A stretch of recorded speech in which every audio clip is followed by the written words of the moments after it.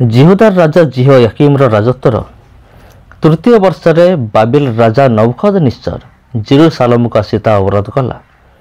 पुणी प्रभु जिहुदार राजा जिहोयाकीम को और परमेश्वर गृहर केतक पात्र तार हस्तर समर्पी देले। तो से सीनियर देशस्थ अपना देव मंदिर को से सबू नहीं गला और पात्र सकल से अपना देवतार भंडार गृह रखिला।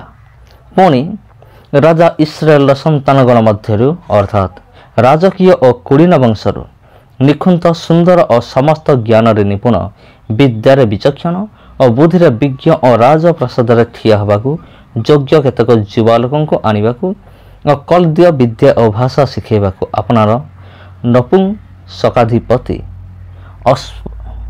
अस्पन्स को कहला।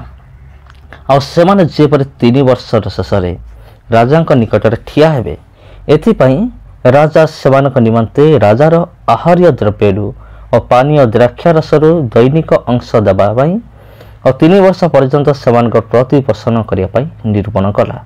एमानक मध्य जिहुदा वंशीय दानिएल हनानिय मिसाइल और असरिय थिले। पुणी नपुंसकाधिपति सेमानकु नाम देला।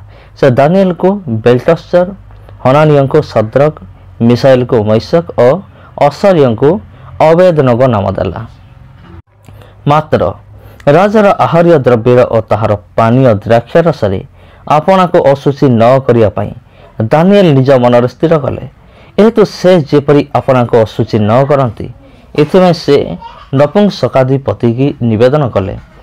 सेतेबेले परमेश्वर से नपुंसकाधिपतिर दृष्टि दानिएल को अनुग्रह और दयार पात्र कले।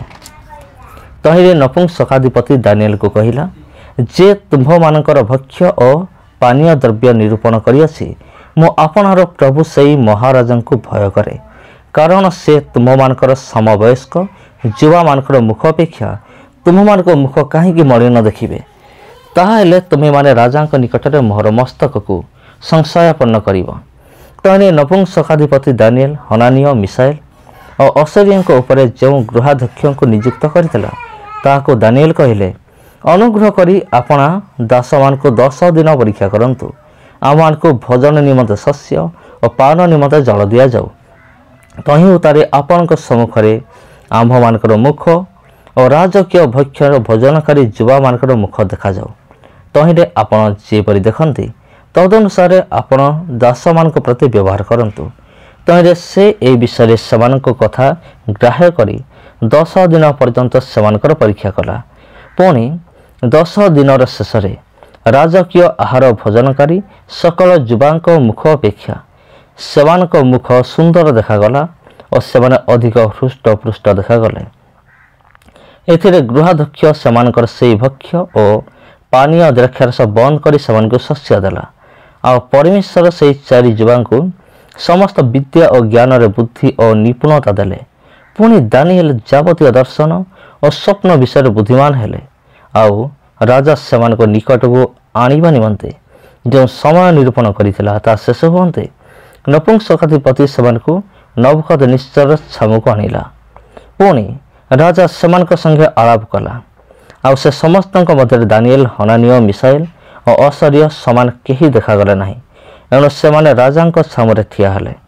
आउ ज्ञान और बुद्धि संबंधी जो कौन सी कथा राजा सेमान को पचारिला से सकल विषय से अपनार समग्र राज्यस्थ जावतीय मंत्रवेता और गणक अपेक्षा सेमानकर विज्ञता 10 गुण अधिक देखिला। पुणी दानिएल कोरस राज्यर प्रथम वर्ष पर्यंत रहिले।